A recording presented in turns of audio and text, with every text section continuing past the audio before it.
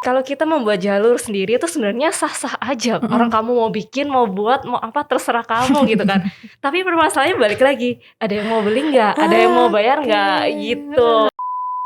Tren bentuk busana sih emang sih Kak, kita kembali lagi emang apa ya, keadaan di masyarakat itu mempengaruhi. Kalau kayak seperti waktu pandemi kemarin yang diminati yang lengan panjang, yang tertutup, yang ada tudungnya gitu kan ya. Kalau fashion tuh ada dua, fast fashion dan slow fashion. Kalau slow fashion itu yang seperti aku lakukan, jadi kita lebih membuat sesuatu yang sesuai dengan order.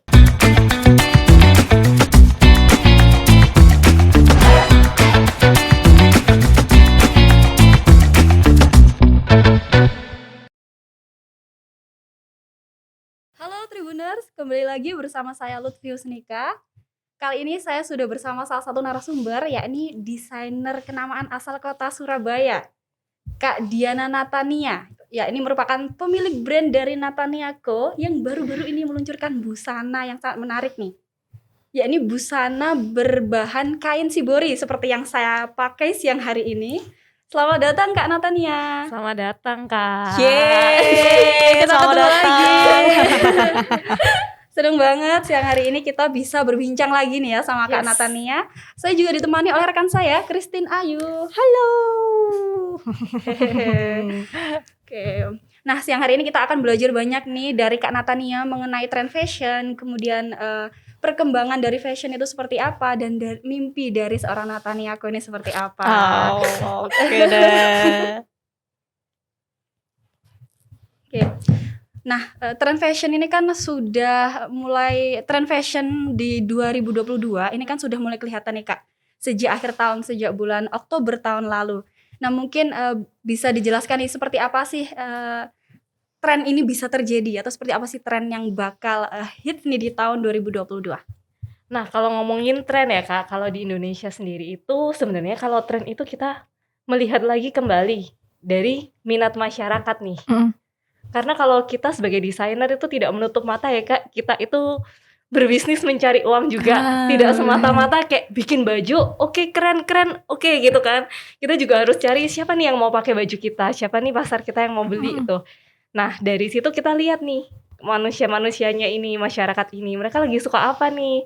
Outer kah, dress kah, cutting-nya yang loose kah, atau kayak yang berhijab, kayak gitu-gitu. Jadi kayak kita kembali lagi nih, kita lihat di pasar kayak gimana. Dari situ kita olah lagi nih, dari data yang kita dapatkan itu kita olah lagi nih. Gimana sih kita mengembangkannya jadi lebih baik gitu. Oke, jadi tetap harus sesuai tren ya. Harus sesuai dengan pasar selera gitu ya. pasar sih. Oke, Kak Natania nih, kalau misalnya nih desainer ini membuat jalur sendiri, ini resikonya apa sih sebenarnya?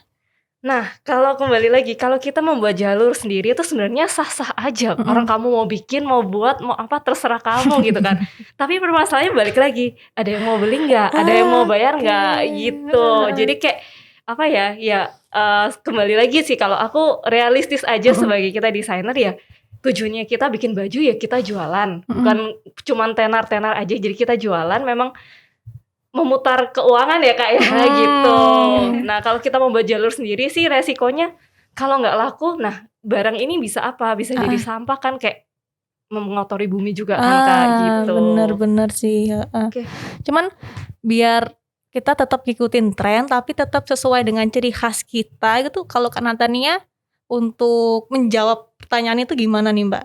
Tetap sesuai pasar tapi ini sesuai nih sama karakteristik brand aku gitu. Oh, itu apa ya Kak? Itu sih sesuai jam terbang aja sih sebenarnya. Kalau aku juga bingung kalau menjelaskannya karena kayak kalau aku sebagai desainer yang udah beberapa kali, jadi kayak aku udah ada ciri khas nih. Kalau Natania Co itu pasti bikin baju perempuan feminim, cantik gitu kan. Betul. Jadi ketika aku mau desain baju misalnya untuk Kak Christine ya, aku desain baju, pasti ada sentuhan-sentuhan yang orang lihat, oh iya sih, ini pasti Natania Co nih. Soalnya tuh kayak ada kayak lipatan-lipatan tisunya atau kayak ada pitanya, ya nih udah pasti kayak gitu.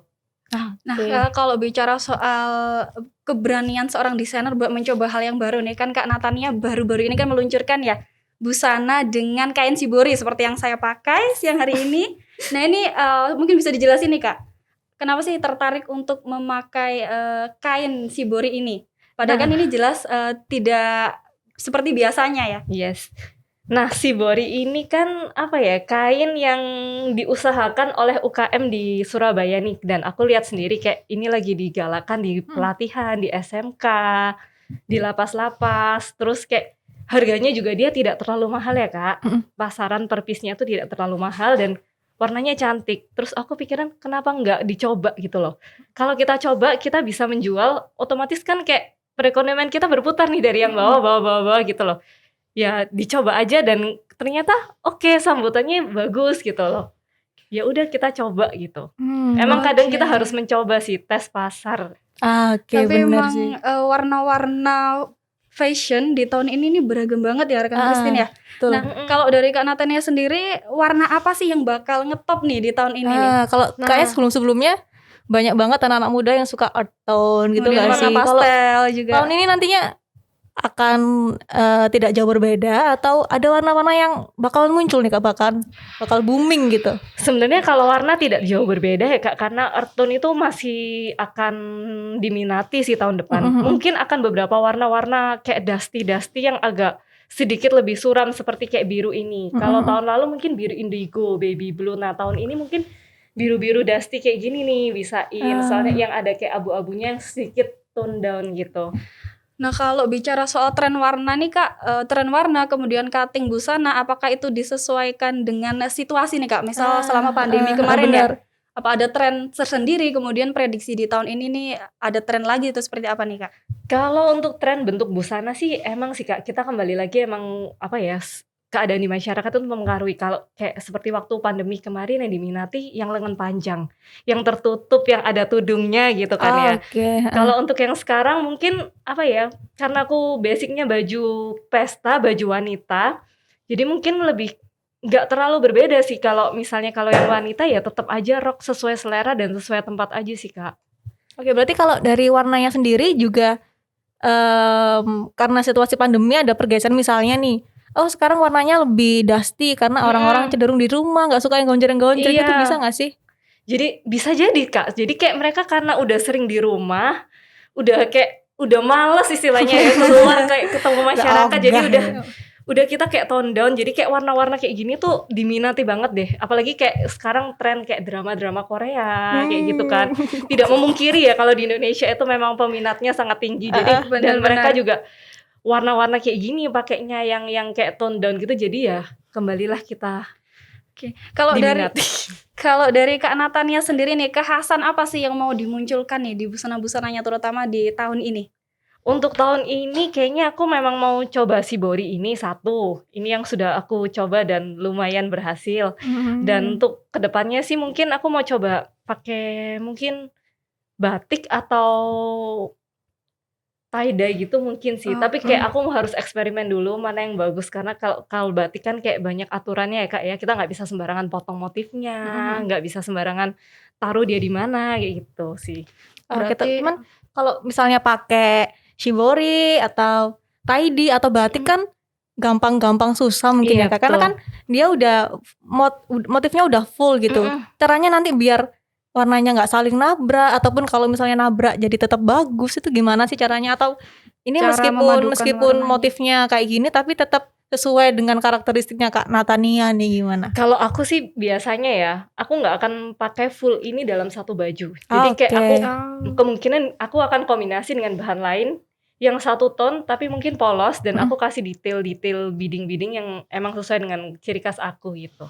Oke, jadi tetap pakai inovasi yang baru, tapi kita kombinasikan dengan ciri khas kita dan emang yang biasa kita lakukan. Jadi kan akan menjadi ciri khas kita tapi lebih upgrade. Oke, asik. Jadi kita tunggu ya nanti busana dari Kak Natania harus ada dalam waktu dekat ya. Benar. Itu yang susah. Nah, ini menarik juga nih Kak. Tadi Kak Natania kan nyebutin nih bakal memadukan kain ya. Gimana sih dari Kak Natania sendiri buat menyelaraskan antar kain nih? Mungkin kalau kain untuk shibori atau batik itu kan berbeda nih. Untuk dipadukan dengan kain lain seperti apa sih Kak? Kalau untuk dipadukan dengan kain lain tergantung jenis busananya dulu nih, kita mau bikin apa. Nah kalau misalnya, kalau aku kan biasa dress, jadi aku bahasnya dress aja ya. Jadi dress, kalau misalnya kayak bahan yang seperti ini, aku kombinasikan, mungkin aku tidak akan pakai satin atau bahan yang shiny karena dia kan motif emang bahannya itu Dove ya Kak ya. Mungkin aku akan kombinasikan dia dengan taffeta. Jadi kayak dia sama-sama Dove tapi kayak dia bagus gitu. Oh, jadi bisa kelihatan selaras Iya, gitu kelihatan ya. selaras tapi dapat mewahnya juga karena kalau taffeta kan dia kayak ada shiny apa ya, kayak blacknya di tenunan warnanya itu. Jadi kayak dapat mewahnya, dapat juga motifnya kayak gini gitu. Oke. Tadi kan Kak Natania bilang kalau misalnya bajunya itu cenderung ke dress-dress feminin gitu. Yes. Untuk para hijabers nih, sekarang kan hijab kan bukan hanya sebagai identitas tapi juga sebagai Fashion. identitas fashion Yes. seseorang gitu. Kak Natania gimana sih kalau misalnya busana Kak Natania dipadukan dengan hijab gitu, masih masuk nggak sih sebenarnya? Jadi masuk aja sih karena hijab itu apa ya, sekarang lagi ngetren juga kayak mostly orang itu kalau yang beragama muslim pasti hijab, maunya berhijab. Iya, bener banget. Nah jadi kita kayak kombinasiin aja kayak detailnya jangan terlalu seksi, jangan terlalu terbuka gitu. Mungkin cuttingnya lebih loose gitu aja sih kalau aku. Tapi tetap aku kasih detailnya kayak pita-pita atau beading itu tetap sih. Jadi tetap kelihatan cantik ya Tetap meskipun kelihatan pakai cantik. hijab tertutup Iya, gitu betul. ya. Kayak menarik banget ya Kak Natania. Nah, bicara soal rencana mungkin ya, impian dari seorang Natania itu apa sih Kak? Menjadi desainer seperti apa nih? Aku ingin menjadi desainer yang apa ya? Yang cukup dikenal, yang bikin profit juga dan tidak ikut andil dalam sampah di Indonesia. Nah dari situ makanya aku kayak apa ya, lebih ke slow fashion. Jadi kan kita kalau fashion tuh ada dua, fast fashion dan slow fashion. Kalau slow fashion itu yang seperti aku lakukan. Jadi kita lebih membuat sesuatu yang sesuai dengan order. Jadi kayak mengurangi kemungkinan satu barang tidak laku, mengurangi sampah juga. Jadi kalau yang fast fashion itu kayak yang langsung produksi massal jebret gitu dijual, kalau nggak laku ya udah numpuk aja. Jadi kayak aku lebih ke slow fashion itu karena aku memang sangat menyadari kalau sampah ini kan apa ya, sampah kita dari industri fashion ini susah gitu untuk diurai atau dimanfaatkan kembali, itu sedikit susah gitu kan. Jadi aku mengurangi itu. Menarik banget ini ya. Jadi berkarya ini ya tetap memikirkan kelangsungan alam gitu Sustainable ya Kak ya. Sustainable fashion kalau kita nyebutnya ya. Tapi kalau dalam jangka waktu dekat misalnya 5 tahun 10 tahun lagi, ada target enggak yang ingin dicapai gitu? Atau mungkin di tahun ini ada target nih, pengen ini, pengen itu, 5 tahun lagi pengen ini, pengen itu, pengen 10 tahun lagi pengen ini, pengen itu gitu Kak. 5 tahun lagi kali ya. 5 tahun lagi aku pengennya sih mungkin karena aku sekarang masih base-nya di Surabaya, mungkin 5 tahun lagi aku pengen apa ya, bisa kayak lebih dikenal di Indonesia gitu. Amin. Kita aminin dong. Iya dong. Jadi kayak di Indonesia dulu, mungkin kalau 10 tahun lagi mungkin bisa go internasional. Amin. Nah kalau dari Kak Natania sendiri nih, kenapa sih kok milih jalur ini? Kenapa menjadi seorang desainer? Padahal kan kita tahu kalau fashion itu menuntut kerja keras dan terus berinovasi kreatif ya Kak ya. Karena memang dari apa ya, dari aku kecil emang aku tuh suka. Jadi awalnya tuh aku memang suka coret-coret gitu Kak, dari aku SD gitu kan. Terus aku mencari nih, apa sih yang aku suka dari coret-coret ini kan, dan gimana apa ya, bisa membiayai diriku dari coret-coret ini. Terus akhirnya kayak aku mencoba menggambar komik dulu, tapi kok aku sepertinya tidak di situ. Terus mulai mencoba melukis yang abstrak itu kok kayaknya juga enggak deh gitu ya, enggak bagus-bagus banget dan juga kayak enggak memanggil gitu. Terus ketika aku coba nih desain baju tuh, waktu itu dapat kesempatan, jadi ada saudara aku, dia tuh ikut pementasan Kak di ballet gitu, aku lupa namanya apa ya, LS School of Ballet kalau nggak salah, mungkin sekarang udah nggak ada. Terus dia kontak aku kan dia tahu aku suka desain, kamu mau nggak sih desainin kita buat baju pentas, dia bilang gitu. Tapi nggak dibayar, dia bilang gitu. Iya nggak apa-apa, aku mau, aku bilang gitu kan. Terus waktu desain aku kasih ke dia yang wujudin kan ke tukang jahit karena waktu itu masih kecil juga. Terus habis itu udah jadi, pas diundang di situ aku lihat, ih bagus ya ternyata, kok kayaknya aku suka gitu. Akhirnya aku mulainya dari situ tuh. Terus mulai aku waktu SMA aku les di Arfa, di Arfa situ. Jadi aku mulai pelan-pelan gitu kan, ambil course yang pendek-pendek gitu kan. Terus kayak makin suka. Terus akhirnya ketika aku lulus SMA, aku kuliah, aku ngambil fashion di Jakarta. Berarti emang udah passion ya. Iya. Jadi emang impiannya Kak Natania ini jadi desainer udah kewujud ya sekarang ya. Oke deh. Tapi kalau berbicara soal desainer nih, pasti kan ada desainer yang menginspirasi kan. Yes. Ada nggak sih desainer yang aduh kayaknya aku terinspirasi nih sama desainer ini gitu. Boleh Indonesia, boleh luar juga Oke. kalau ada. Kalau menginspirasi kayaknya ada satu, namanya Rei Kawakubo. Jadi dia tuh desainer asal Jepang yang berkarir di Paris. Oke. Dan dia memang apa ya, seorang tipenya gayanya tuh inovatif. Jadi dia membuat sesuatu yang kayak siluet baru dan brandnya Comme des Garçons. Itu. Nanti aku browsing ya. Nah, gitu. Jadi memang bukan baju-baju, mungkin bukan baju-baju yang biasa gitu kan. Jadi dia emang sesuatu yang bentuk dan sesuatu yang inovatif banget gitu. Jadi kayak banyak belajar banget sih dari dia. Gitu. Oke, dan kita doakan nanti Kak Natania juga menginspirasi desainer-desainer Amin, muda lainnya pastinya ya. ya. Amin. Nah, kalau kita kan 2 tahun ini mengalami pandemi ya Kak ya. Pandemi ini banyak merubah gaya kerja kita tentunya. Nah, apa sih yang dialami Kak Natania sendiri sebagai seorang desainer nih selama pandemi ini? Selama pandemi sih apa ya, kalau aku sih waktu itu masih tetap beroperasi, puji Tuhan, karena masih apa ya, masih protokol dan puji Tuhan masih dilindungi, belum ada yang kena COVID sampai hari ini, puji Tuhan banget ya. Jadi kayak apa ya, kita lebih menjaga kebersihan aja sih Kak. Jadi kayak lebih selektif aja kalau misalnya pegawai kita mau masuk kayak gitu, kita lebih cek aja kalau sakit udah libur dulu kan kita harus swab. Kalau untuk ke klien juga harus by appointment. Biasa kalau misalnya kayak dadakan gitu aku masih mau terima, kalau sekarang nggak bisa. Jadi harus by appointment dan ya itu sih, harus pakai masker juga, itu wajib banget, nggak boleh dicopot. Jadi Iya ada sih. kebiasaan baru ya Iya. selama pandemi ini ya. Dan untuk kalau bikin baju sekarang pasti mintanya bersama dengan masker. Jadi kayak satu set baju dan Satu masker. paket ya. Satu set. Semoga kita tetap ini ya sehat semua ya. Amin. Oke, kalau Kak Natian agak nervous sih sebenarnya aku di sini Aku tuh. juga nervous loh Kak. Kalau Kak Natania sendiri nih, kalau busananya itu untuk segmen pasarnya ini menyasar usia berapa aja sih Kak? Dan kenapa milih usia itu gitu? Kalau segmen pasar sih kalau aku lebih menargetkan wanita di atas 15 tahun. Oke, kenapa tuh Kak?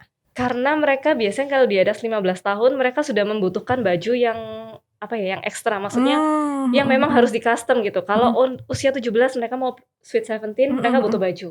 Kalau yang di atas usia 20 mungkin mereka butuh baju untuk datang ke kondangan temennya. Ya kan?